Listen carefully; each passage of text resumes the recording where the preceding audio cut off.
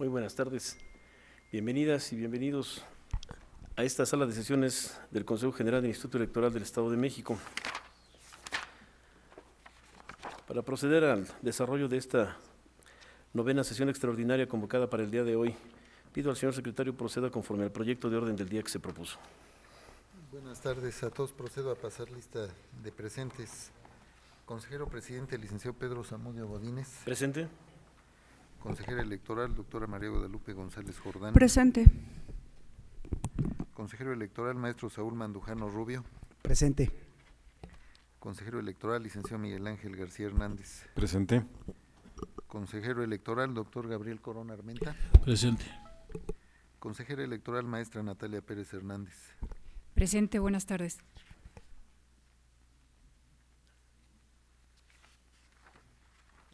Por el Partido de Acción Nacional, licenciado Rubén Darío Díaz Gutiérrez. Presente, buenas tardes. Por el Partido Revolucionario Institucional, licenciado Eduardo Bernal Martínez. Buenas tardes, presente. Por el Partido Verde Ecologista de México, licenciado Edgar Tinoco Maya. Por el Partido del Trabajo, licenciado J. Ascensión Piña Patiño. Presente, buenas tardes. Por Movimiento Ciudadano, licenciado César Severiano González Martínez. Presente, muy buena tarde. Por el Partido Nueva Alianza, licenciado Efraín Ortiz Álvarez. Presente, secretario, buenas tardes. Por Morena, Luis Daniel Serrano Palacios. Presente, buenas tardes. Por Encuentro Social, Carlos Loman Delgado. Presente, buenas tardes a todos. Por Futuro Democrático, Alma Pineda Miranda. Presente y buenas tardes. Y por el Partido de la Revolución Democrática, licenciado Javier Rivera Escalona. Presente. Y el de la voz, Javier López Corral, presente. Señor presidente, le informo que están presentes 6 integrantes de este órgano, consejeras y consejeros con derecho a voto, y contamos con la presencia de todos los representantes legalmente acreditados, por lo que se cuenta con el quórum legal para llevar a cabo esta sesión extraordinaria. Bien, gracias, señor secretario. Una vez establecida la existencia del quórum legal necesario para sesionar, le pido proceda con el siguiente asunto del proyecto de orden del día que se propuso. Es el número 2, lectura y aprobación en su caso del orden del día al que daría lectura. Número 1, lista de presencia y declaración de quórum legal. Número 2, lectura y aprobación en su caso del orden del día. Número 3, aprobación del acta de la sesión extraordinaria celebrada el 10 de febrero de 2016. Número 4, proyecto de acuerdo por el que se aprueban las modificaciones a los lineamientos para el registro de candidaturas a los distintos cargos de elección popular para el proceso electoral 2014-2015 ante el Instituto Electoral del Estado de México, para el registro supletorio de candidaturas a miembros del Ayuntamiento en la elección extraordinaria de Chautla 2016, discusión y aprobación en su caso. Número 5, asuntos generales, y número 6, declaratoria de clausura de la sesión. ¿Sabe cuánto? Gracias, señor secretario. Señores y señores integrantes del Consejo, está a su consideración el proyecto de orden del día. Al no haber intervenciones, pido al señor secretario consulte sobre su eventual aprobación, por favor. Pediría a las consejeras y consejeros que están por aprobar el orden del día lo manifiesten levantando la mano. Se aprueba por unanimidad de los presentes. Gracias, señor secretario. Proceda, por favor, con el siguiente asunto, entonces. El siguiente asunto es el 3, corresponde a la aprobación del acta de la sesión extraordinaria celebrada el 10 de febrero de 2016. Pediría atentamente la dispensa de la lectura y pediría que si existen observaciones las hagan saber. No se registran observaciones. Pediría que están por aprobar el acta, lo manifiesten levantando la mano. Se aprueba por unanimidad de las y los consejeros presentes. Gracias, señor secretario. Proceda, por favor, con el siguiente asunto del orden del día. Es el número 4 y corresponde al proyecto de acuerdo por el que se aprueban las modificaciones a los lineamientos para el registro de candidaturas a los distintos cargos de elección popular para el proceso electoral 2014-2015 ante el Instituto Electoral del Estado de México, para el registro supletorio de candidatos a miembros del Ayuntamiento de la elección extraordinaria de Chautla 2016, discusión y aprobación en su caso. Están a su consideración. Gracias, señor secretario. Señores y señores integrantes del Consejo, está a su consideración el proyecto de acuerdo de referencia y tiene el uso de la palabra en primera ronda el señor representante de Movimiento Ciudadano. Muchas gracias, presidente. Por ahí dice un dicho que la mula no era arisca. Sin embargo, creo que aquí ya estamos, derivado de la resolución del Tribunal Electoral del Estado de México, en donde declaró un acto de este Consejo General y lo calificó como ilegal, pues creo que ahora, derivado también de la visita de su santidad, ustedes ya quieren ser más papistas que el Papa. Y esto lo comento porque en esta modificación de lineamientos están ustedes olvidando algo. El artículo 120 de la Constitución local nos dice que si se debe entender que para periodos ordinarios de este tipo de elecciones existen algunos impedimentos a ciertas personas por lo cual no pueden ellos ser candidatos. Pero la ley les dice que si se separan 90 días antes de la elección de esos cargos, podrán ser aptos para hacer o contender como candidatos. Esta regla no la podemos aplicar el día de hoy, ya que sería tanto como exigirles a los candidatos que se hubieran separado, o los que pretendan ser candidatos, que se hubieran separado de sus cargos o solicitado una licencia a más tardar el 14 de diciembre, fecha en la que todavía no se tenía la certeza de que existiera una elección extraordinaria en el municipio de Chautla. Si bien es cierto que la resolución de la Sala Regional del Tribunal Electoral del Poder Judicial de la Federación se dio el día 8 de diciembre, lo cierto es que era una resolución que todavía podía ser combatible y podía cambiar su sentido. Tampoco teníamos la convocatoria emitida por la legislatura y mucho menos los términos de calendarización que tiene que emitir este Consejo General del IEM. Ante esa tesitura, yo no veo reflejado en esta modificación de los lineamientos que se haya hecho una modificación a esos 90 días. De hecho, es algo que ni siquiera se contempla en el documento. Estamos hablando de que es un mandato de la Constitución local y a lo mejor pues, se pudiese pensar que por ese simple hecho tendría que ser el Congreso el que tendría que hacer alguna modificación al sentido o hacer alguna adenda a efecto de poder establecer que este Consejo tendría facultades para poder mover ese plazo y que los 90 días pues obviamente fueran menos y estuvieran acordes a este proceso electoral extraordinario. Pero yo nada más quiero comentarles que el artículo 17 del Código Electoral, en su fracción séptima precisamente, ahí sí nos dice que también en base a unos impedimentos, no ser secretario o subsecretario de Estado, ni titular de los organismos públicos desconcentrados o descentralizados de la administración pública estatal, a menos que se separen 90 días antes de la elección. Entonces, por ser una cuestión que se encuentra en el Código Electoral, sí lo podrían hacer, entonces ustedes sí lo pudieran tomar en consideración y plasmarlo en este documento. Si dicen que el que está a nivel constitucional no se puede, cuando menos este sí se podría. Obviamente que también si aquí ustedes recortaran el término, estarían dejando en desventaja a las personas o a los funcionarios que se manejan en el artículo 120 de la Constitución. Aquí lo que se tiene que hacer, y bien lo dice el Código, es una interpretación armoniosa entre la Constitución y el Código Electoral y ajustarlo a los tiempos de una elección extraordinaria, porque así se los permite el artículo 33 del Código Electoral del Estado de México. Les da esas facultades muy claras y precisas.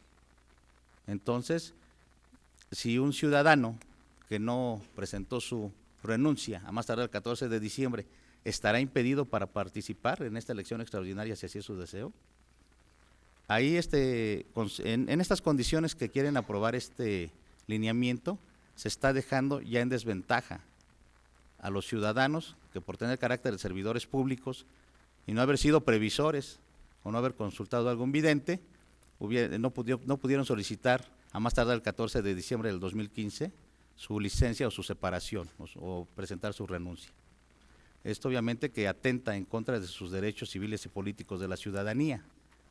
Y el que llegase a un ciudadano que no presentó su renuncia o su licencia antes del 14 de diciembre y que por ese simple hecho ustedes le negaran el registro, pues sí sería una cuestión muy grave, ¿no?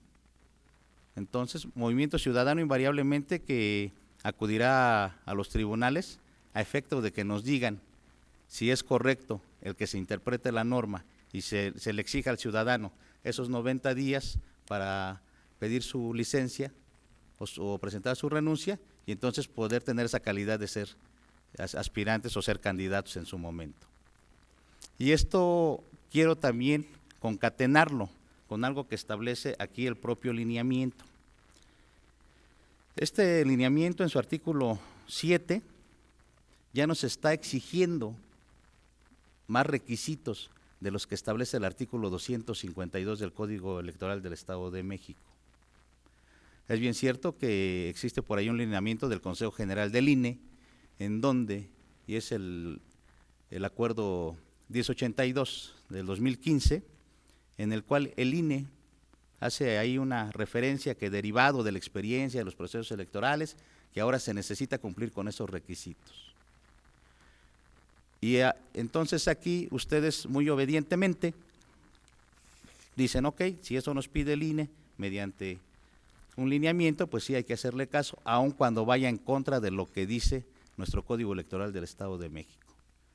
A la ciudadanía no se le puede exigir más de lo que está en la ley, si es que ustedes lo quieren ver así como lo están viendo ahorita, ser muy rígidos en lo que dice la ley. Y si nos vamos con esa rigidez, los partidos o los aspirantes no podrán presentar solicitudes sin mayores requisitos que los que les está pidiendo el Código Electoral del Estado de México o en su caso la Constitución. Entonces creo que aquí están perdiendo, tienen una óptica muy distraída de lo que realmente, del alcance que tiene un lineamiento, al alcance que tiene la ley. Por un lado, están siendo muy rigurosos en que se respete la Constitución, en que se respete el Código Electoral del Estado de México, tratándose de estos 90 días para pedir licencia o una renuncia para poder ser candidatos y no tener esta limitante, y por otro lado son muy condescendientes con un lineamiento que emite el Consejo General del INE para pedir requisitos de más de los que está pidiendo el propio Código Electoral, en ese artículo 252. Entonces aquí yo sí les pediría que hubiese congruencia en ese sentido y pudieran realizar una modificación en donde se pueda estimar que ese plazo de los 90 días para que se haya podido presentar esa renuncia, pues obviamente que sea un plazo más breve y en el cual ahorita la ciudadanía tenga la oportunidad de presentar una renuncia, si es que es su deseo ser candidato, y no se encuentren dentro de esta limitante. Sería una cuestión que tienen que valorar y me gustaría que se pudiese, de ser el caso, que se pudiese incorporar al lineamiento, si no sería un lineamiento que está atentando, repito, en contra de esos derechos civiles y políticos de los ciudadanos. En esta primera intervención sería cuanto. Gracias. Gracias a usted, señor representante. En este asunto del orden del día y en primera ronda, ¿alguien más desea hacer uso de la palabra? No. Bien. En primera ronda, el consejero presidente para comentar respecto de las preocupaciones legítimas del señor representante de Movimiento Ciudadano.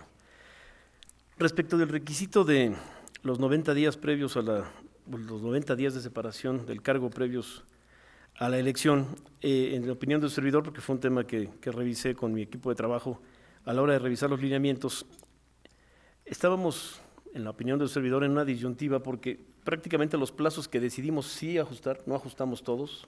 Quiero recordarles, dejamos por ejemplo el plazo de los 30 días previos para la operación para la versión de programas sociales que marca el 263 o 261 del código, ese lo dejamos en 30 días, no hubo necesidad de recortarlo.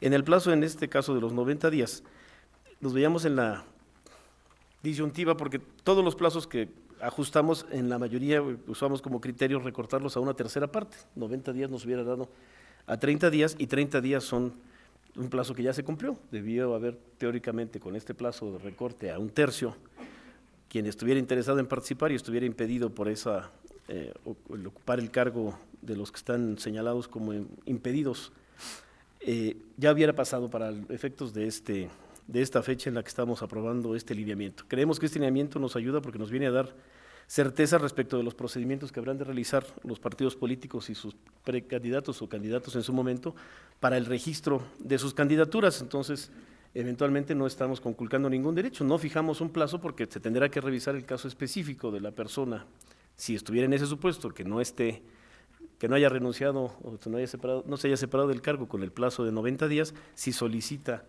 su registro como candidato en alguno de los puestos que están en contienda en Chautla, tendríamos que revisar el caso en específico para eventualmente, como usted bien lo señala, atendiendo al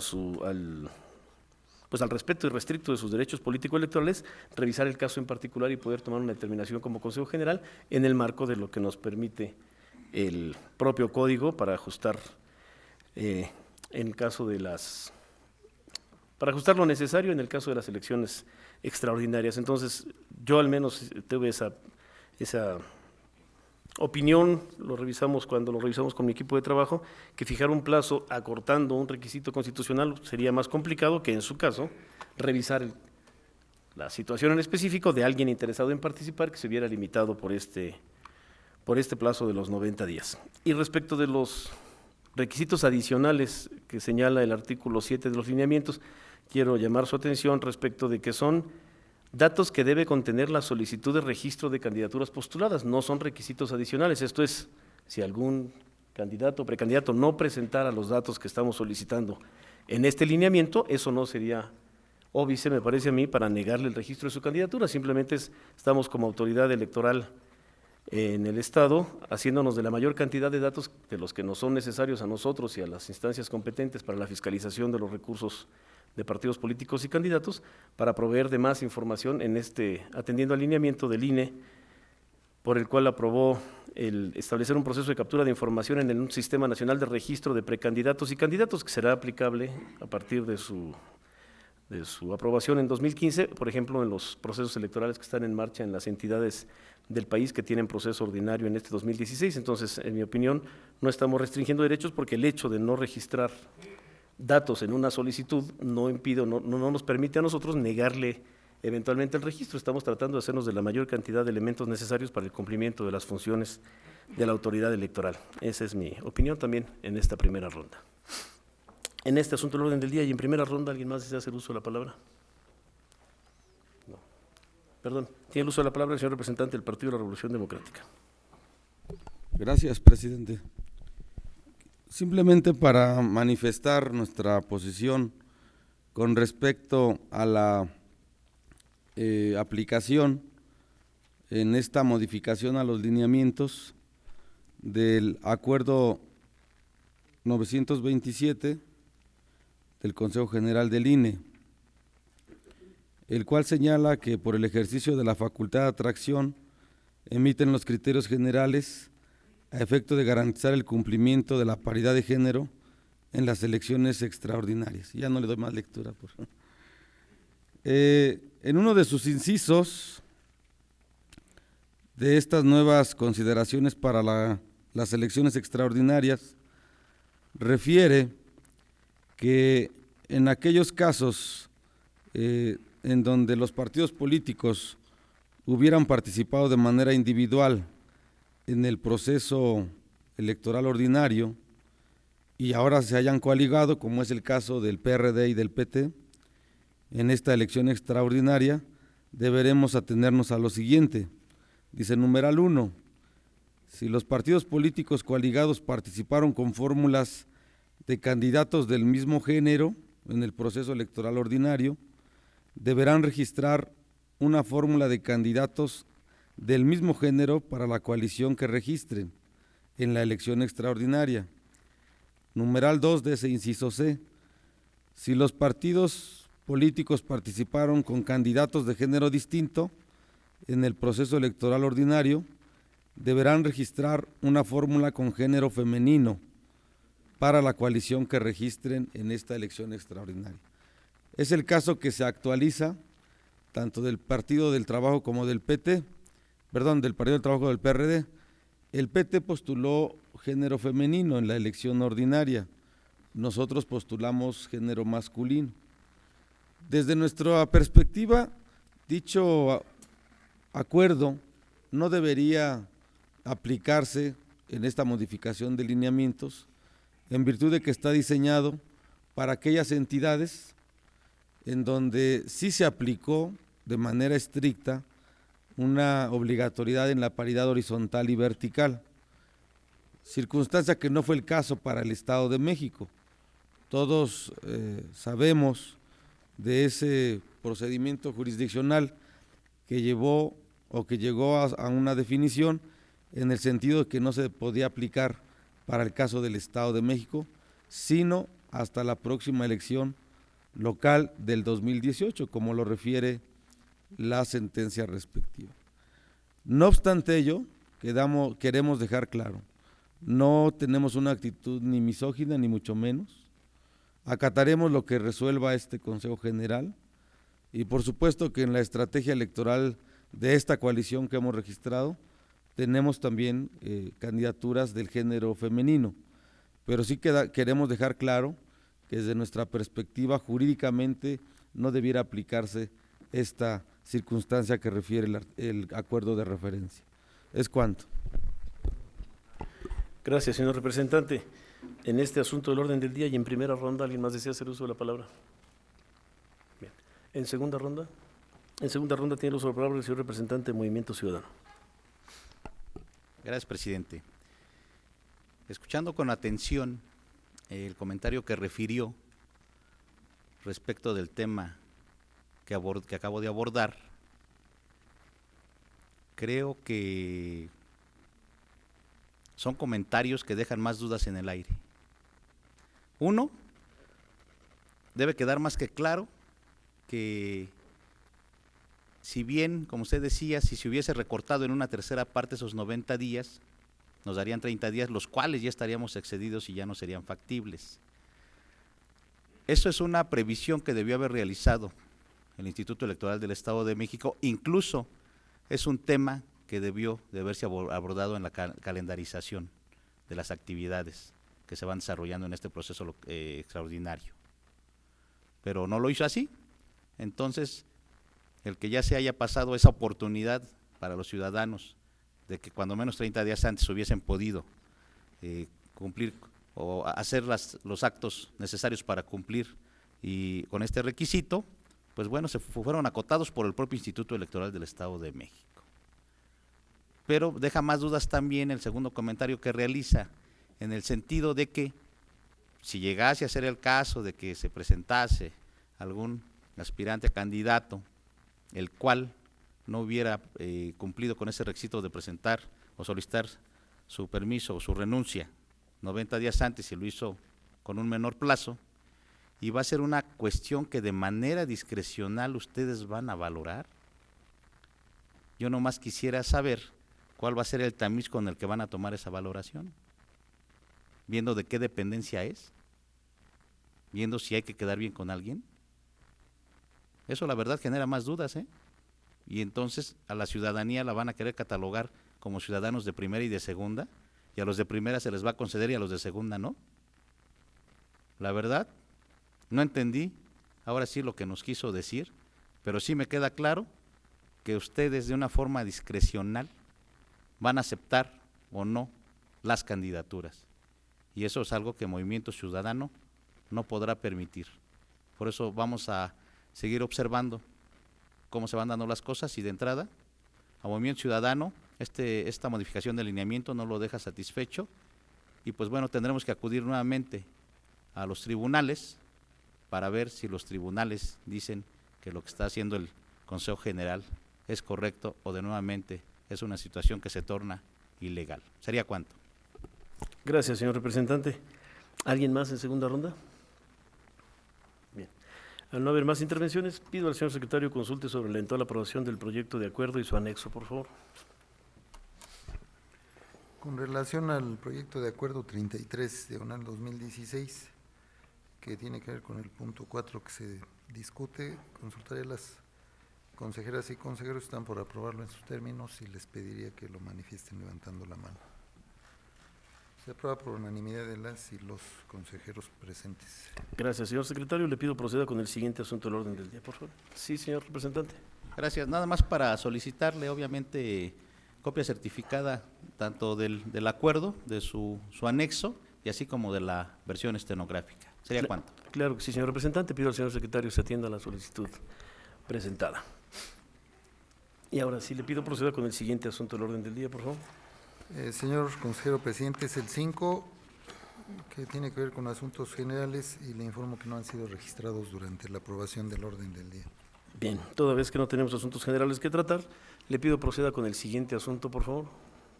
Es el número 6 y corresponde a la declaratoria de clausura de la sesión. Bien, siendo las 14:35 de este día lunes 15 de febrero de 2016, damos por clausurada esta 9ª sesión extraordinaria del Consejo General del Instituto Electoral del Estado de México. Por su participación y asistencia, muchas gracias y buenas tardes.